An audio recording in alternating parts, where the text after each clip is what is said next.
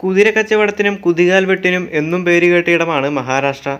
ഞങ്ങളിതെത്ര കണ്ടതാണെന്ന് ചിന്തിക്കുന്നവരുടെ ഇടയിലേക്കാണ് ഇക്കുറി പിളർപ്പും കുതിരക്കച്ചവടവുമായി താമര വിരിയിക്കാൻ BJP എത്തിയത്. വർഷങ്ങളായി നിയമസഭാ തിരഞ്ഞെടുപ്പ് മുതൽ BJP കുതന്ത്രങ്ങൾക്ക് പറ്റിയ ഇടമാണ് മഹാരാഷ്ട്ര.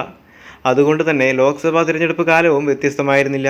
തിരഞ്ഞെടുപ്പിന് ദിവസങ്ങൾ ശേഷിക്കെ അജിത് പവാർ കാലുമാറിയതായിരുന്നു ഏറ്റവും ഒടുവിൽ മഹാരാഷ്ട്രയിലെ ഇന്ത്യ മുന്നണി കക്ഷികൾക്കേറ്റ അടി. എന്നാൽ ഇപ്പോൾ ഫലം പുറത്തു വന്നപ്പോൾ കാണുന്നത് ചതിയുടെ പത്മവ്യൂഹം ഭേദിക്കുന്ന ഇന്ത്യ മുന്നണിയെയാണ്. ഉത്തർപ്രദേശ് കഴിഞ്ഞാൽ ഏറ്റവും കൂടുതൽ സീറ്റുള്ള സംസ്ഥാനമായതിനാൽ മഹാരാഷ്ട്രയിലെ ട്രെൻഡ് കേന്ദ്രത്തിലെ അധികാര കസേരയ്ക്ക് നിർണായകമായിരിക്കുകയാണ്.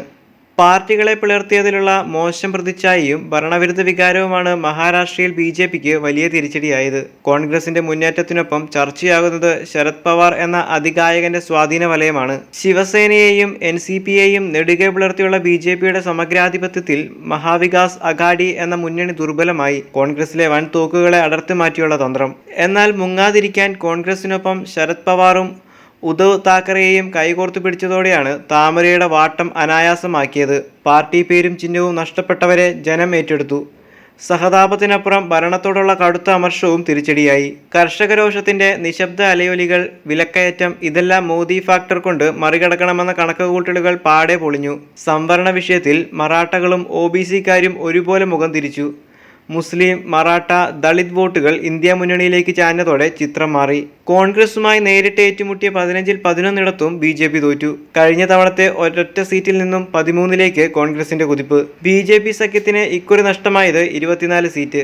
ദേശീയ തലത്തിലും ഇത് വലിയ ആഘാതമായി. മത്സരിച്ച 10-ൽ ബാരാമതി ഉൾപ്പെടെ 8 സീറ്റും നേടി ശരത് പവാർ എന്ന അതികായകൻ തനിക്കിനിയും ബാല്യമുണ്ടെന്ന് തെളിയിച്ചു. സ്വന്തം തട്ടകമായ മുംബൈ ഉൾപ്പെടെയുള്ള മേഖലകളിൽ ഉദ്ധവ് താക്കറെയുടെ ശിവസേന കാഴ്ചവെച്ചത് വൻ മുന്നേറ്റം. എന്നാൽ ഭൂരിപക്ഷം MPമാരും ഒപ്പമുണ്ടായിട്ടും ഷിൻഡെ പക്ഷത്തിന് പ്രതീക്ഷിച്ച വിജയം നേടാനായില്ല.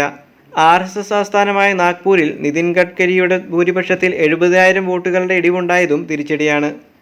ഭാര്യ സുനേത്ര പവാറിന്റെ തോൽവി ഉൾപ്പെടെ കനത്ത ആഘാതമേറ്റ അജിത് പവാറിന് 4 മാസം മാത്രം അകലെയുള്ള നിയമസഭാ തിരഞ്ഞെടുപ്പ് വൻ വെല്ലുവിളിയാകും ഉയർത്തുക.